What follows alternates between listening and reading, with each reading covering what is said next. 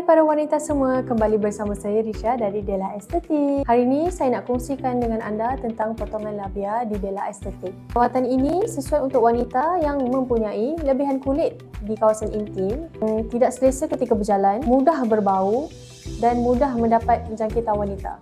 Bila anda dah buat perawatan potongan labia ini, kawasan intim anda akan menjadi lebih kemas, lebih selesa dan bersih. Yang paling penting, anda akan rasa lebih yakin ketika memakai pakaian ketat ataupun anda akan rasa lebih yakin untuk bersama suami. Prosedur ini adalah prosedur yang sangat ringkas. Mengambil masa lebih kurang dalam 30 minit hingga 45 minit sahaja dan ianya akan dilakukan dalam keadaan bius ringan lah.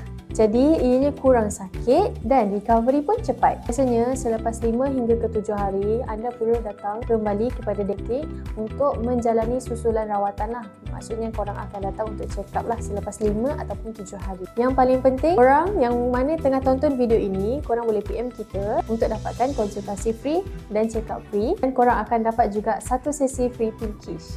Untuk korang para wanita mana ada masalah yang seperti saya kongsikan tadi, boleh PM terus ke Della Estetik dan dapatkan konsultasi secara personal. Bye-bye!